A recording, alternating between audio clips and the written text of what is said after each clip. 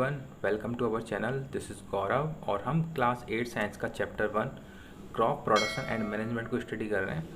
इस चैप्टर से रिलेटेड जो पार्ट 1 है वो हम ऑलरेडी अपलोड कर चुके हैं। अगर आपने वो वीडियो अभी तक नहीं देखा है तो इस वीडियो के डिस्क्रिप्शन में मैंने नीचे लिंक दिया हुआ है, आप वहाँ पर जाके उसको देख सकते हैं। जो पार्ट 1 था उसमें हमने क्या पढ़ा था कि जो आपके लिविंग ऑर्गेनिज्म होते हैं उनको फूड की रिक्वायर होती है, और वो फूड की रिक्वायर क्यों होती है? ताकि उनको एनर्जी मिल पाए, और उस एनर्जी से वो वेरियस बॉडी फंक्शंस परफॉर्म करते हैं। जैसे आपके डाइजेशन, एक्सक्रेशन एंड जो रेस्पिरेशन होते हैं, ये वेरियस बॉडी फंक्शंस होते हैं। तो इनको परफॉर्म करने के लिए एनर्जी की रिक्वायर होती है, और वो हमको कहाँ से मिलती है? फूड से मिलती है।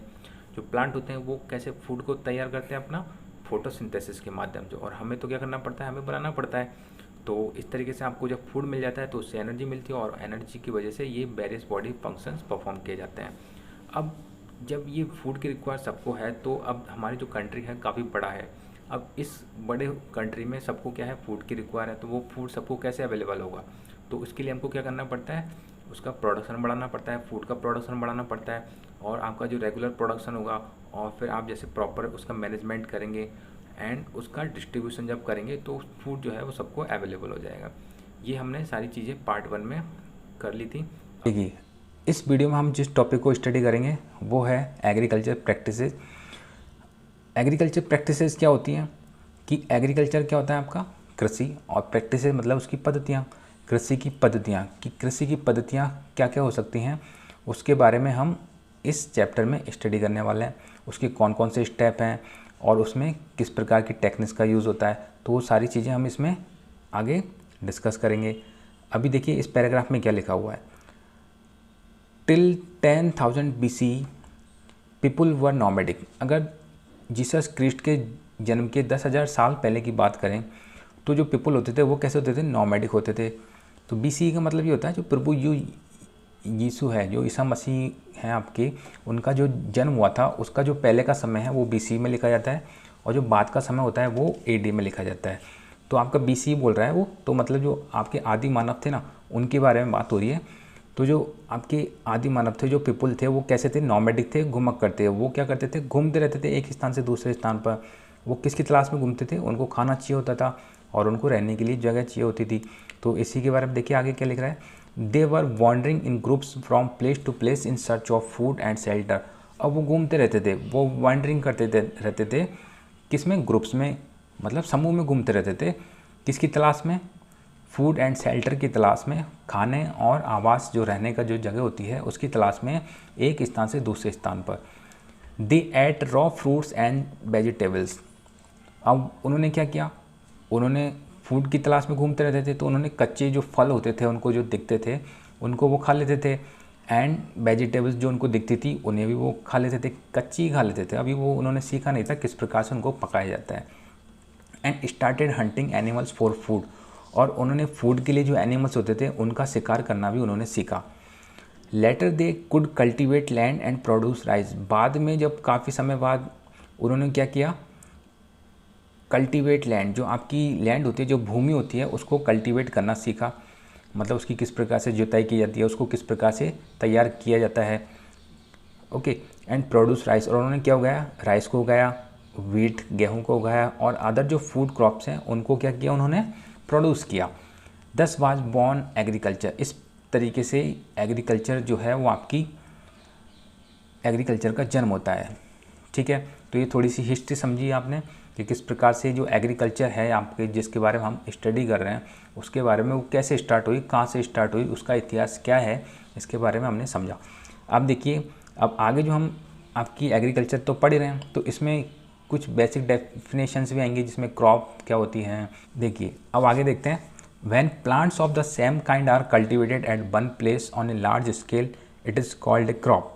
अब हम क्या पढ़ रहे हैं? एग्रीकल्चर प्रैक्टिसेस तो पढ़ ही रहे हैं, इसमें कुछ डेफिनेशंस भी आएंगी तो जिनके बारे में हम स्टडी करना हमें ज़रूरी है कि, और जैसे आपकी फर्स्ट जो डेफिनेशन आती है वो है कि व्हाट इज़ अ क्रॉप। आपके एग्जाम में क्वेश्चन बन जाता है व्हाट इज़ अ क्रॉप, तो आप क्या लिखोगे? देखिए, when plants of the same kind are cultivated at one place. जब एक ही प्रकार के जो प्लांट्स होते हैं उनको एक ही जगह पर क्या किया जाता है? कल्टीवेट किया जाता है, उनकी जुताई की जाती है, उनको तैयार किया जाता है ऑन ए लार्ज स्केल, बड़े स्केल पर। बड़े स्केल पर एक ही प्रकार के जब आपके प्लांट्स होते हैं उनको क्या किया जाता है? कल्टीवेट किया जाता है तो उसे हम क्या बोलते हैं, उसे हम बोलते हैं क्रॉप। फॉर एग्जाम्पल के लिए देखिए, crop of wheat means that all the plants grown in a field are that of wheat. अब क्रॉप ऑफ व्हीट जो आपका गेहूँ होता है उसका मतलब क्या है, अगर गेहूँ की फसल की बात करें तो अब जब गेहूँ की फसल उगाई जाती है तो एक जो क्षेत्र होता है, जो एक एरिया होता है, उसमें आपको पूरे में क्या देखने को मिलेगा, गेहूँ ही गेहूँ देखने को मिलेगा, मतलब व्हीट ही व्हीट देखने को मिलेगा। तो एग्जाम्पल के लिए आपको समझा रखा है कि जो गेहूँ की जो आपकी क्रॉप होती है वो क्या है, किसी जो फील्ड है आपके उसमें क्या है, आप देखोगे तो वहाँ पे क्या होंगे, गेहूँ ही उगाए जाएंगे। तो वो क्या है आपका, मतलब व्हीट क्रॉप होगी ना, तो वो गेहूँ की क्रॉप हो गई। तो समझ में आ गया क्रॉप क्या होती है। तो when plants of the same kind are cultivated at one place on a large scale it is called a crop. ठीक है, जब लार्ज स्केल पर एक ही प्रकार के आपको जो प्लांट्सों को उगाया जाता है, उनको कल्टीवेट किया जाता है, तो वो आपकी क्रॉप कहलाती है। देखिए आगे, you already know that crops are of different types. जो क्रॉप्स होती हैं वो विभिन्न प्रकार की होती हैं, आपको पहले से ही पता है। लाइक सैरल्स, आपकी सैरल्स होते हैं जो आपके अनाज होते हैं, वेजिटेबल्स हैं, सब्जियां हैं, एंड फ्रूट्स। सैरल्स हैं, फ्रूट, वेजिटेबल्स हैं एंड फ्रूट्स हैं। ये क्या है, डिफरेंट टाइप्स की क्या है, आपकी क्रॉप्स है ना।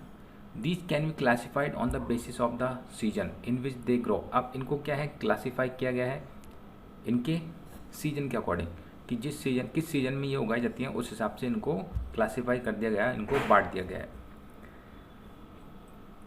India is a vast country. India क्या है, India is a vast country, एक बड़ा कंट्री है। इंडिया क्या है आपका, जो भारत देश है वो बड़ा कंट्री है। The climatic condition like temperature, climatic condition को हम देखें, जो मौसम का जो इसकी जो कंडीशन होती है, जो सिचुएशन, किस प्रकार की सिचुएशन बनती हैं, जिसमें आपकी जो टेम्परेचर है, आपका टेम्परेचर होता है, तापमान, ह्यूमिडिटी एंड रेनफॉल, जो आपका बारिश होती है, vary from one region to another, एक स्थान से दूसरे स्थान पे क्या करता है, वो वेरी करता है, मतलब चेंज होता रहता है ना। कहीं का टेम्परेचर ज़्यादा होगा तो कहीं ह्यूमिडिटी ज़्यादा होती है, कहीं जैसे ठंड ज़्यादा पड़ती है तो कहीं गर्मी ज़्यादा पड़ती है, तो सबका अलग अलग होता है। तो ये क्या है, आपके वेरी करते हैं किस पे, एक रीजन से दूसरे रीजन पे, मतलब one region to another. Okay, अलग अलग जगह मतलब डिफरेंट होता है। Accordingly there is a rich variety of crops grown in different parts of the country. तो इस प्रकार से जो विभिन्न प्रकार की जो क्रॉप्स हैं उनको क्या किया जाता है, देश के विभिन्न भागों में उगाया जाता है। यहाँ तक ठीक है।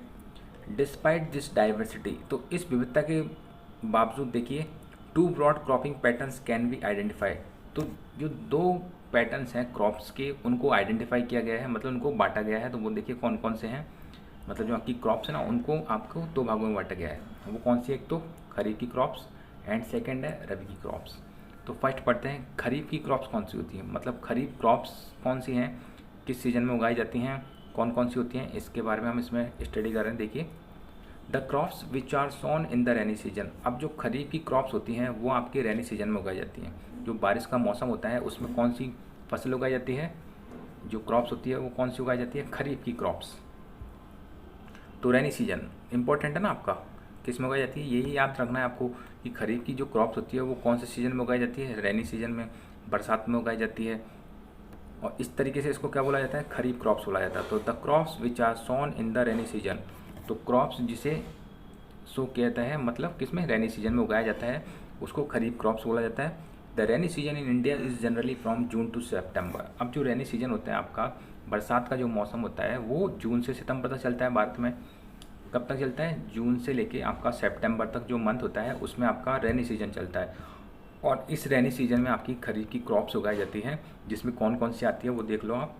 पैडी है, पैडी होता है आपका धान, मेज़ है, मक्का, सोयाबीन होती है ना आपकी, जिसमें सबसे ज़्यादा प्रोटीन होता है, ग्राउंडनट है आपका, मूंगफली, कॉटन, कपास एंड खरीफ क्रॉप्स। ये सभी क्या है, आपकी खरीफ की क्रॉप्स हैं। तो आपको इसी में ये याद रखना है, एक तो आपके रेनी सीजन में उगाई जाती हैं और इनका टाइमिंग क्या होता है आपका, जून से सितंबर का होता है। और एग्जाम्पल अगर इसमें पूछे कि खरीफ क्रॉप्स के एग्जाम्पल बताओ, तो आप लिख सकते हो पैडी है, मेज़ है, सोयाबीन है एंड ग्राउंडनट है और कॉटन है। ये क्या है, आपके खरीफ की क्रॉप्स होती है। ओके, क्लियर है यहाँ तक। अब आगे देखते हैं। अब हम पढ़ेंगे रबी की क्रॉप्स की, रबी क्रॉप्स कौन सी होती हैं। तो इसको देखिए, the crops grown in winter season. अब पहले हमने पढ़ा रेनी सीजन में, अब हम पढ़ रहे हैं सर्दियों में। तो जैसे रेनी सीजन खत्म हो जाता है आपका, फिर बारिश सर्दियों का टाइम चालू हो जाता है आपका अक्टूबर से मार्च तक। अक्टूबर से मार्च का जो महीना होता है, इसमें आपके जो ये रबी की क्रॉप्स होती हैं उनको उगाया जाता है। रबी की क्रॉप्स कौन कौन सी होती हैं तो उसको समझ लेते हैं। The crops grown in the winter season, सर्दियों में जिसे उगाया जाता है, आर कॉल्ड रबी क्रॉप्स, उन्हें रबी क्रॉप्स बोला जाता है। ओके, तो ये बेसिक डेफिनेशन होगी ना रबी क्रॉप्स की। Examples of rabi crops are wheat, आपका गेहूँ होता है, ग्राम होता है चना, पी है मटर, मस्टर्ड आपका सरसों, एंड लिनसीड। लिनसीड क्या होती है? अलसी, अलसी होती है ना। अलसी क्या होती है? अलसी बहुत फ़ायदे करती है, आपकी फाइबर ज़्यादा होता है इसमें। तो इसकी भी जो क्रॉप होती है, इसकी जो फसल है उसको भी कब उगाया जाता है? आपका विंटर सीजन में उगाया जाता है। इसलिए ये सारी क्या है आपकी रबी की क्रॉप्स होती हैं। Beside these pulses and vegetables are grown during summer at many places. Beside these मतलब इनके अलावा भी क्या है? पल्सेज हैं और जो वेजिटेबल्स हैं वो ग्रो की जाती है ड्यूरिंग समर, गर्मियों में, एट मैनी प्लेसेज, कई स्थानों पर।